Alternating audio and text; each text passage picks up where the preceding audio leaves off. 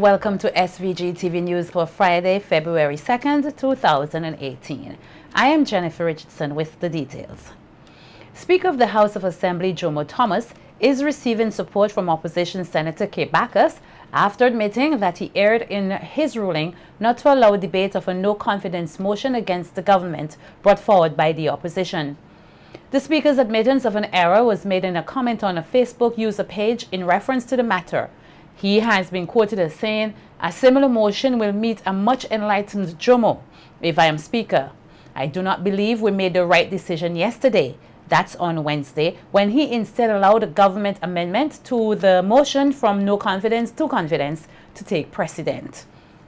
Though he was criticized for his decision by members of the opposition who did not return to Parliament that afternoon, Opposition Senator Kay Backus today commended Thomas for admitting he made an error. In an interview with SVG-TV News, Backus said the motion was set to highlight what she described as mismanagement of the country's affairs, as well as the silence of the finance minister in a scandal involving former fashion model Yogi Farrow. Backus accused Prime Minister Gonsalves of hijacking the Constitution in Parliament on Wednesday by misinterpreting the rules. So from day one, we objected. It was a sad day for St. Vincent and the Grenadines on Wednesday, the 31st of January. Incidentally, to the date, it was the day that 10 years ago, Dr. Gonsalves was served, he was filed, the rape case was filed against him. To the date, 31st of January, 2008. And there again, on the 31st of January, 2018, we had a rape of our Constitution. Section 47 of our Constitution was raped when Dr. Gonsalves presented a confidence motion, completely overturning our no confidence motion, which is enshrined by the Constitution, and argued incorrectly to the Speaker that he had a right to do it. So I am extremely happy that our Speaker reflected, because he's a lawyer. And when he reflected on the law, I'm extremely happy that he has now said that he made an error in permitting them to argue their confidence motion, and that if we were to come back with our no confidence motion, his decision would be different. I'm happy for that. That, as I said, to some extent removes the stain that the argument put on St. Vincent and the Grenadines. Backus also expressed disappointment with news that the wife of the finance minister has now been appointed as the acting executive director of the Finance Services Authority. To protest the elevation of his wife, even at this time, to a very important position, controlling the Financial Intelligence Unit, with powers to go to the court and get bank orders behind your back, to seize your bank account, to look into your bank account. It is a very, very serious issue that is going on in this country. The Gonsalves are controlling our country. How could the Minister of Finance wife be also involved in FIU? The lead FIU. Therefore, how could the FIU ever investigate anything about the accounts of the Argyle International Airport when you're the Minister of Finance and have to give account? If there's anything wrong with it, I'm not saying there is, but anything to do with accounts, FIU is a person that the Financial Intelligence Unit is supposed to investigate if there's anything wrong. Are we setting up ourselves for another Sion Marshall and wife incident? I do not think it is proper to have the Minister of Finance wife in charge. Backus called the defiance of the Finance Minister Camilla Gonsalves to speak on certain allegations against him as disrespectful, and made a call for persons to attend a protest action by the NDP scheduled to take place on Monday at 3 p.m. outside Parliament. I want to invite all Vincentians to come out to the House on Monday afternoon from 3 o'clock to protest the continuing silence of Camilla Gonsalves, Honorable Camilla Gonsalves. It is not just about Yogi Farrow per se. It is about a young lady who is making allegations of several perverse, severe sexual abuses involving the name of the sitting Minister of Finance, who chooses to remain silent. That is unacceptable. The intimidation, the lack of accountability, the total breakdown of our economic support, the high deficit. Let us all come out and peacefully protest. There's a new day in St. Vincent and the Grenadines. Time's up, ULP. Time's up, Dr. Gonsalves. And the NDP Central Leeward candidate in the 2015 general election, Benjamin Exeter, is encouraging Vincentians to be patient for the ruling in the election petitions case. Exeter, who was speaking at the opposition NDP's public meeting Wednesday night, applauded the people of Central Leeward for ensuring that issues surrounding alleged misconduct in the 2015 elections were highlighted. Central Leeward produced the bravest and the strongest and the most resilient people in St. Vincent, because we are fighting today for the St. Vincent and the Grenadines. Because of Central Leeward people, we still have hope.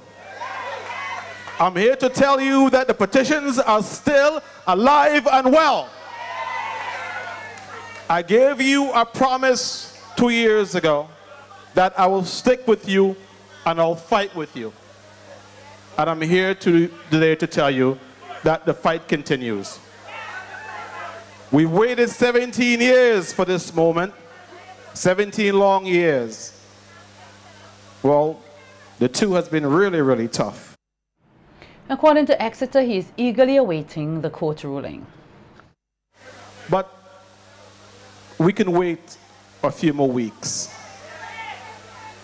We're hoping to have the ballot boxes inspected in January or February. Now January is gone, so the window is closing, which means a few more weeks to go. Could you endure a few more weeks? Could you endure to see what's in those ballot boxes? Could you wait until the day comes when we kick these bums out of office? Time is close, my friends. Time is close. The opposition NDP has claimed that the discrepancies in the 2015 general elections resulted in their loss. They brought elections petitions before the court. The latest ruling is pending, with the due date being January to February 2018, according to Justice Esco Henry. Some 98 new positions will be created this year in the public service as a means of enhancing the delivery of government services to the Vincentian public. That's according to Finance Minister Camilo Gonsalves in his presentation of the 2018 estimates earlier this week. 6 additional posts have been allocated under the Ministry of National Security. The manpower of the police service has been increased by a net of 40 constables to ensure that we have sufficient boots on the ground to bolster our efforts in citizen security, safety, and reduction of crime. Also, 5 additional immigration officers have been provided to strengthen the department's ability to properly service the traveling public at the Argyle International Airport. The Ministry of Health and the Environment has been allocated 35 posts to strengthen hospital, community health, and mental health services. 12 posts have been created within the Ministry of Finance, mainly to enhance the capacity of Customs, the Customs and Excise Department, and as we mentioned, some additional staff related to the Argyle International Airport passenger processing.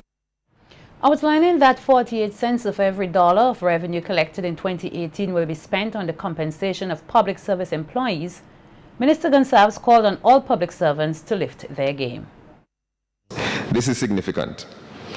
As a government, we have consistently implemented measures to improve the material condition of all workers, including public servants. In 2018, all must continue to lift their game.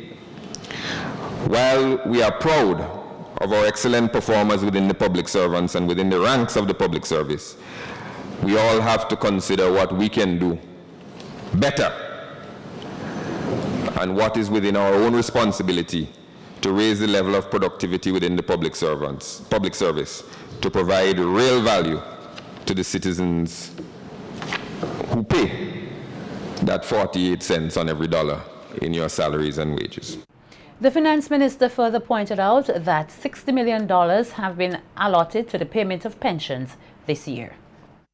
$60 million. This figure represents a 7.6% or $4.4 million increase over the $56 million provided in the 2017 estimates for pensions. This rate of increase outpaces the rate of growth in the budgeted current expenditure for 2018 very, very significantly. It is indisputable that this matter of pensions must be tackled and placed on a sustainable footing. If we do not, it will remain a significant threat to the future stability of our public finances. Loan repayment efforts, along with an $88.1 million debt forgiveness from the government of Venezuela, has resulted in a decline in this country's external debt. The disclosure was made by Finance Minister Camilo Gonçalves, who expressed gratitude to the government and people of the Bolivarian Republic of Venezuela for the selfless act of kindness and solidarity. Gonçalves pointed out that the loan which was forgiven was incurred for the construction of the Argyle International Airport, which became operational on February 14, 2017. The external debt went down as several loans were repaid during the period. Among those are loans outstanding to the Alba Bank, which declined by $88.1 million on the account of $81 million of debt forgiveness granted by the government of the Bolivarian Republic of Venezuela. With this loan forgiveness, the debt that we have on the Argyle International Airport is only $320 million. I want to thank most sincerely the former Minister of Finance and our current Prime Minister for his selfless work, his creative work, his heroic work in securing this debt relief, not only for the people of St. Vincent and the Grenadines, but indeed securing debt relief for other ALBA member countries across the Eastern Caribbean. Minister of Transport and Works Julian Francis has signaled his ministry's intention to ease traffic congestion in the Honesteville area by allowing one-way traffic across the tarmac of the now decommissioned E.T. Joshua Airport. Contributing to the 2018 estimates presentation, Senator Francis said the cost for the intended plan is not included in the ministry's estimates, but however assured the public that the project should not be very costly. Within a reasonable time, restore traffic onto the bridge at the E.T. Joshua Airport. It is not mentioned in the estimates. It is not costed in the estimates. We don't think it is going to be of significant cost. We have done an assessment of the bridge, and it is structurally sound for single-lane traffic and no large 18-wheelers. Traffic into town on mornings will have access through there, and traffic out of town on afternoons the other way. Senator Francis said one issue relating to the new road access is under consideration. The thing is, what has to be looked at closely, crossing the lane by Graves, which we will bring it out, is going to have a backup. And we are wondering whether that backup will be greater than it is now on afternoons with the roundabout, Massey and Graves. So it's something we have to seriously look at. So I'm not saying it's going to be done next week, but we are looking at it and get it done as soon as possible. Diabetes is responsible for a number of deaths and significant loss of productivity here in SVG. And with this in mind, the Ministry of Health says it welcomes the signing of a memorandum of understanding by the government of SVG and Taiwan, which would aid in controlling the disease. That's according to Minister of Health Luke Brown, as he spoke at the signing ceremony on Thursday at the Ministry of Foreign Affairs conference room. Highlighting some statistics, Minister Brown pointed out that diabetes is the third leading cause of deaths here in SVG. It was ranked as the third leading cause of death in the period 2000 2015 to 2016. So you have a breakdown of the time of that time period, 2012 to 2016. So in the 2012 to 2014 period, it was the second leading cause of death. And in the 2015 to 2016 period, it was the third leading cause of death. And in particular, in 2016, we had 86 or 9.3% of persons dying having diabetes as an underlying problem. So you would get a very good sense of the problem that this represents, and having gotten that sense, you'd have a full appreciation of why we are here today to sign this very important agreement. Minister Brown welcomed the signing of the Memorandum of Understanding with Taiwan, which will not only boost the capacity of the healthcare service to control diabetes here, but also assist with primary health care. We're going to assist in planning effective integrated care strategies and practices on the prevention and control of diabetes, strengthen the ability of integrated diabetes care in health facilities, improve the health self-management of community people for the prevention and control of diabetes. This is tied to something that we want to do in general for the renewal of primary health care.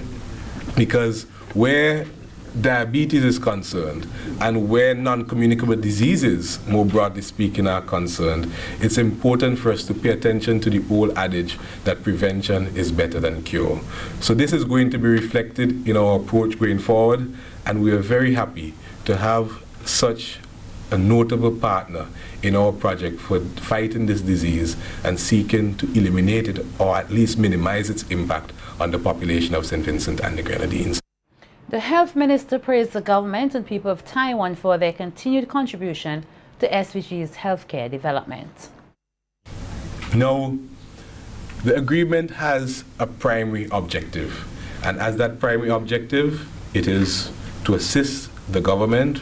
Taiwan is going to assist the government of St. Vincent and the Grenadines with the fight against diabetes. The parties to the agreement, I just want you to have some of the salient points, are on the one hand, the government of the Republic of China through its International Cooperation and Development Fund and the Mackay Hospital. And on the other hand, the government of St. Vincent and the Grenadines, represented by the Ministry of Health, Wellness and the Environment. The budget for the project is just over $2 million US, the bulk of which, you might even say almost all of which, is going to be provided by the government of the Republic of China and Taiwan, and St. Vincent and the Grenadines would make a modest contribution by comparison in different arrangements of different in-kind arrangements. Also speaking at the signing ceremony of the MOU was Minister of Finance Camila Gonsalves, who said more must be done to ensure the secure and instant transfer of documents in a secure and efficient way in the government service. Minister Gonsalves stated that SVG's government service has issues in relation to security and efficiency in relation to the transfer of documents and data, which must be corrected if the nation is to truly embrace e-governance. And sharing between and among the ministries and in the public service have not advanced into the 21st century. They are somewhere trapped between colonialism and the 21st century, but they haven't arrived in the 21st century yet. And if we want to be a government that embraces the concept of a digital government, and if we want to embrace the concept of e-governance, electronic governance, we have to do better with basic things like documents. We have to be able to send documents securely. We have to be able to send documents instantaneously. We have to be able to retrieve documents. We have to be able to cooperate in the editing and transmission of data in a manner that is efficient, that is reliable, and that is secure. The finance minister said the electronic document and record management system and the PKG card system will be piloted with data from Foreign Affairs, Service Commissions, Finance, Customs, Inland Revenue, and the Treasury Departments. He highlighted how the systems will boost the government's capacity to provide secure and efficient document transfer. I don't know if I'm missing anybody, but that will be the initial core. And we will refine there a system by which employees in those departments get smart cards, public key infrastructure cards for government members that will have data on their cards about who they are, that will allow them to sign documents digitally, that will allow them to enter buildings, that will allow them to, well, maybe you can see this document, but not that document, because this one is more secure or more classified than that one.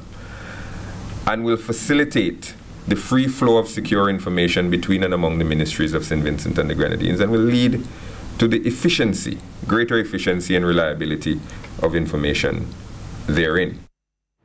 Several primary and secondary school students across the country have been displaying their scientific and creative skills in this year's VINLEC Science Fair, taking place at the Methodist Church Hall.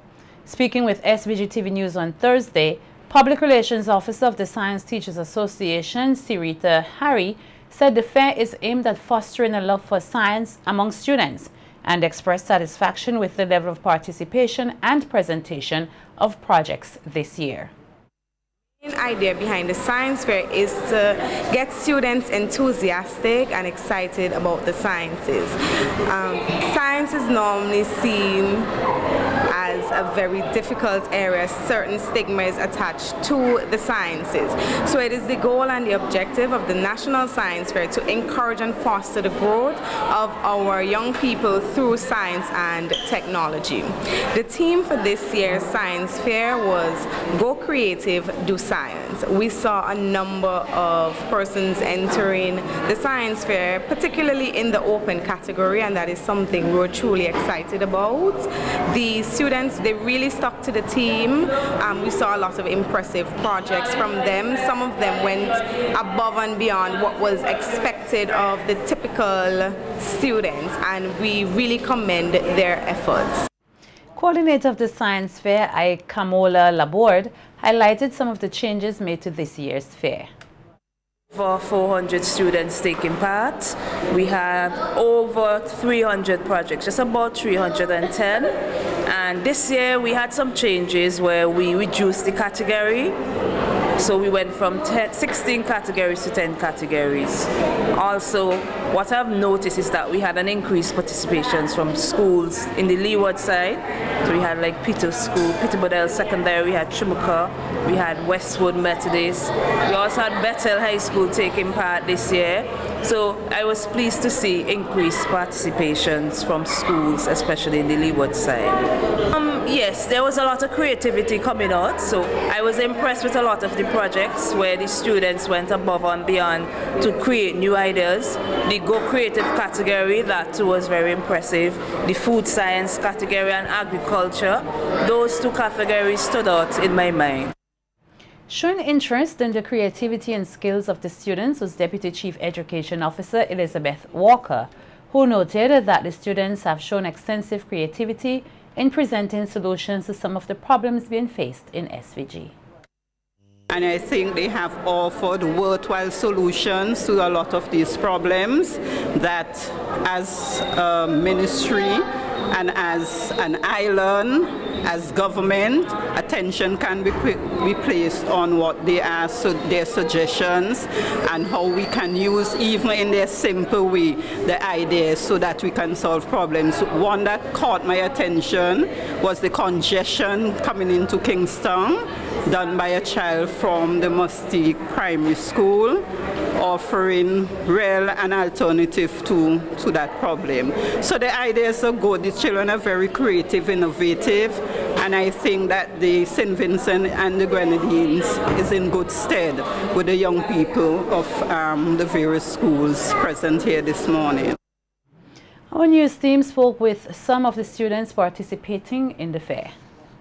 The idea was behind my project because one day I was stuck in traffic for over an hour, so I came up with the idea, why don't they have an extra road Well, coming from Villa Lodge, instead of going right, you go left, down the shoreline, then you will go behind Arnesville Stadium and across the old Arnesville Airport, and then you will go onto a flyover, into a tunnel, and by the cruise ship terminal, and by the end you will end up out there. Project is a countertop self-water project. Inside of the plant, it takes up the water into the soil and water itself. They constantly have backache or something. They don't have to get up anymore to water the plants and plants. Aquaponics is basically the combination of aquaculture, which is raising a fish, and hydroponics, which is growing plants without soil. So the pump pumps the dirty wastewater up to the plants. Then the plant's roots absorb all of the nutrients, cleaning the water for the fish. When the water reaches to a certain level, it overflows and is drained back to the fish tank, and then the process repeats. The purpose of the robot is to seek entertainment, medical uses, and job applications and so on, so that we could put the robots at the risk instead of mankind. We are doing a AC cooler fan. We turn it on from behind of the back, and the wires which are hooked up turn to the blade and the cool air comes out. So it's a fan that compresses air itself? Yes. It is really because we know St. Vincent is a small population and not many of us are able to afford electricity, and we know normal fans work with electricity.